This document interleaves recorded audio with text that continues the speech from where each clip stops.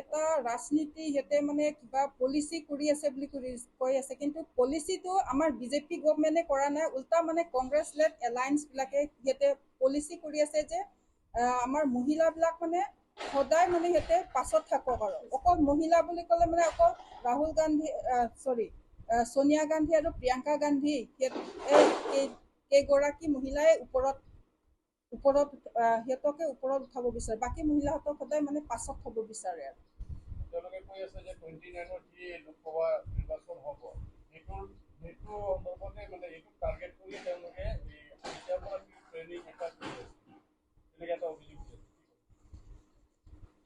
অপজিশ্যনবিলাক মানে সিহঁতে মানে এনেই মিছামিছি কৈ থাকে। এতিয়া আৰু আপোনালোকে দেখিছে আৰু আমাৰ কাৰ্বি আংলঙত এতিয়া নিচু তেৰাংপিৰ নিচিনা নিচু তেৰাংপিক আগত কোনে চিনি পায়? কোনো চিনিও নাপায়, জানাও নাজানে, তথাপিও মোক যে ইমান তলৰ পৰা যে ওপৰত উঠাই নিছে, এটা মানে ইয়াত মানে উইমেন এম্পাৱাৰমেণ্ট দেখাইছে। মহিলাহঁতক মানে আমাক যে মহিলাবিলাকক উঠাই আগলৈ আহি পেলাই আমাৰ যাতে পুৰুষহঁতৰ লগত সমান্তৰালভাৱে কাম কৰিব পৰাটো আমাৰ শক্তিটো দেখুৱাইছে আমাৰ বিজেপি গভৰ্ণমেণ্টে। এই বিলটোৰ কাৰণে বেংগল ইলেকশ্যনত কি কংগ্ৰেছৰ বা যিখিনি বিজেপিৰ কি লাভ হ'ব পাৰে, না কিবা ক্ষতি হ'ব, বা কংগ্ৰেছৰ কিবা লাভ হ'ব নেকি? এতিয়া মানে আমাৰ বিজেপিৰটো লাভে হ'ব। এতিয়াতো সকলোৱে মানে কংগ্ৰেছৰ মানে আচল চেহেৰাটো মানে দেখা পাই গৈছে যে কংগ্ৰেছবিলাক মানে সদায় মহিলাহঁতক মানে পাছত তলতহে আমাৰ সদায় মানে ভৰিৰ তলত থ'ব বিচাৰে আৰু মানে আমাক মানে এনেই ওপৰতো আমাক সন্মান দিব বিচাৰে, কিন্তু আচলত সিহঁতৰ মনৰ কথা এতিয়া আৰু ওলাই গৈছে আৰু এতিয়া পাৰ্লিয়ামেণ্টত যেতিয়া এই বিলটো নাকচ কৰিছে, তাৰপাছত ৰাজ্যৰ বিভিন্ন ঠাইত দেখা গৈছে মহিলাসকলে এটা প্ৰতিবাদ কৰি আছে। আমাৰ এই জিলাখনত আপোনালোকে কেনেধৰণৰ কিবা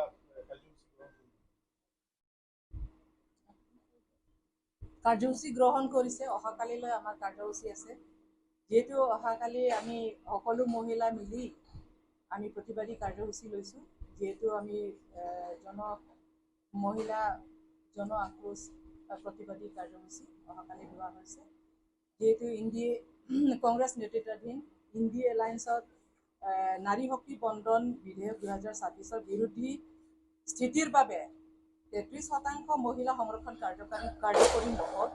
তাৰ বাবে সমগ্ৰ ভাৰতবৰ্ষতো যিমান দল বিৰোধী আছে সকলোৱে ওলাই আহিছে, সকলোৱে প্ৰতিবাদী কাৰ্যসূচী অংশগ্ৰহণ কৰিছে। তাৰ বাবে আমাৰ কাৰ্বি আংলং জিলা মহিলাসকলেও আমি বিভিন্ন দল সংগঠন লগ হৈ আমি অহাকালি কাৰ্যসূচী গ্ৰহণ কৰিছোঁ, যিহেতু আমি প্ৰতিবাদী কাৰ্যসূচী ইয়াৰ কাছাই ষ্টেডিয়ামৰ পৰা আমি সমদল উলিয়াম, আৰু যিহেতু আমি শ্লোগানখিনি আমাক ষ্টেটৰ পৰা আমাক পঠোৱা হৈছে, জিলাৰ পৰা ৰাজ্যিকৰ পৰা সেই শ্লোগানখিনি আমি এতিয়ালৈকে আমি প্ৰস্তুতি আছোঁ। সেইবিলাকত অহাকালি মানে যিমান কম হ'লেও আমি 1000 বা 1500 এনেকুৱা মহিলা আমি অংশগ্ৰহণ কৰিম। কাৰ্যসূচীটো আমি প্ৰতিবাদী কাৰ্যসূচীটো আমি ল'ম, আৰু যিহেতু ইণ্ডি এলায়েন্সে এতিয়া আমাক কৈ আছে যে বিজেপি চৰকাৰে এতিয়া বাধা কৰি আছে বুলি আমাকে এতিয়া দুখ দি আছে, কিন্তু তেওঁলোকে নিজৰ দুখটো নিজৰ ওপৰত ল'বলৈ তেওঁলোকে মানি লোৱা নাই। কিন্তু আমি দেখিছোঁ যোৱা 16 তাৰিখে এপ্ৰিল 16 তাৰিখে সাংসদত যিটো নেকি আমাৰ বিল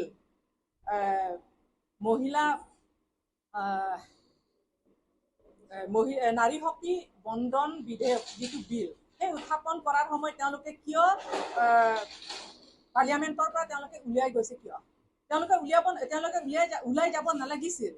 তেওঁলোকে থাকিব লাগিছিল। যদি আমাৰ লগত সমৰ্থন আছে, মহিলাসকলৰ লগত সমৰ্থন আছে, তেতিয়াহ'লে তেওঁলোকে থাকিব লাগিছিল। কিয় তেওঁলোকে পাৰ্লিয়ামেণ্টৰ কক্ষৰ পৰা ওলাই গৈছে বাহিৰলৈ? এইটো আমি নিন্দা কৰিছোঁ, আমি তেওঁলোকক ধিক্কাৰ দিছোঁ। যিসকল দল বিৰোধী আমাক সমৰ্থন কৰা নাই, মহিলাসকল যিটো আৰক্ষণ 33% যিহেতু আৰক্ষণ, সেই আৰক্ষণ কাৰ্যকৰী হ'বলৈ তেওঁলোকে বাধা দিয়াটো আমি সকলো কাৰ্বি আংলং জিলা তৰফৰ পৰা মহিলাসকলে আমি নিন্দা কৰিছোঁ, ধিক্কাৰ কৰিছোঁ। যিহেতু আমাৰ বিধানসভা, ৰাজ্যসভা, লোকসভালৈকেও আমাক এই সংৰক্ষণ আৰক্ষণটো কাৰ্যকৰী হ'বলৈ আমাৰ লগত লগ দিয়ে। সেয়া আমি তেওঁলোকক সকলো মহিলা দল বিৰোধীকো আমাৰ তৰফৰ পৰা অনুৰোধো জনাইছোঁ। তেওঁলোকক আমাৰ লগত লগ দিবলৈ আমি তেওঁলোকক অনুৰোধ জনাইছোঁ আৰু আমি তেওঁলোকক অনুগ্ৰহ কৰি আহিবলগীয়া যিহেতু পাৰ্লিয়ামেণ্টত আমাৰ লগত সকলোৱে লগ লাগি এই বিলটো কাৰ্যকৰী হ'বলৈ তেওঁলোকে সমৰ্থন কৰে, সেয়া আমি অনুৰোধ কৰিছোঁ। আৰু বিশেষকৈ মই ক'বলৈ বিচাৰিছোঁ যে মহিলা অধিকাৰৰ ওপৰত প্ৰহাৰ কৰিছে কংগ্ৰেছসকলে, মই ক'ব বিচাৰিছোঁ তেওঁলোকৰ প্ৰকৃত আচৰণ সেয়া হৈছে প্ৰকৃত আচৰণ তেওঁলোকৰ। আৰু মাতৃশক্তি অপমান কৰিছে কংগ্ৰেছে আৰু বেইমান কৰিছে কংগ্ৰেছে, মই ক'ব বিচাৰিছোঁ। আৰু কংগ্ৰেছ যদি মহিলা অধিকাৰৰ প্ৰদান কৰাৰ সময়ত কংগ্ৰেছে কিয় পলায়ন কৰিবলগীয়া হৈছে সাংসদৰ পৰা, সেইটো মই ধিক্কাৰ দিছোঁ তেওঁলোকক। আৰু কংগ্ৰেছৰ দ্বাৰা নাৰী শক্তিৰ অপমান সহ্য কৰাটো আমি হিন্দুস্তান মহিলাসকলে নিবিচাৰোঁ। আৰু মহিলা অধিকাৰৰ পৰা বঞ্চিত জগৰীয়া একমাত্ৰ কংগ্ৰেছকে আমি দুখ দিছোঁ, কংগ্ৰেছে বুলি আমি ক'ব বিচাৰিছোঁ। আৰু মহিলা সংৰক্ষণৰ ওপৰত নিকৃষ্ট ৰাজনীতিটো একমাত্ৰ কংগ্ৰেছৰ পুৰণা নীতি বুলি আমি ক'ব বিচাৰিছোঁ। নাৰী সন্মানৰ মিথ্যাচাৰ এয়াই হ'ল কংগ্ৰেছৰ ভুৱা প্ৰচাৰ বুলি আমি ক'ব বিচাৰিছোঁ। কংগ্ৰেছৰ হাতত নাৰী শক্তিৰ অপমান কেতিয়াও মহিলা শক্তিয়ে মাফ নকৰে, সেয়া মই ক'ব বিচাৰিছোঁ। আৰু যিহেতু কাৰ্যকৰী সময়ত মই শেষত পুনৰবাৰ আকৌ মই ক'ব বিচাৰিছোঁ যে বিৰোধী দল সংগঠনসকলক যে আপোনালোকে আমাক সমৰ্থন কৰক। যদি সমৰ্থন নকৰে তেতিয়াহ'লে তাতকৈ আমি যুদ্ধ হ'বলৈ এই কাৰ্যকৰী কৰিবলৈ আৰক্ষণ কাৰ্যকৰী কৰিবলৈ আমি যুদ্ধ হ'বলৈ বা আমি প্ৰতিবাদী আৰু কাৰ্যসূচী ল'বলৈ আমি বাধ্য হ'ম বুলি আপোনালোকৰ চেনেল যোগেদি ক'ব বিচাৰিছোঁ।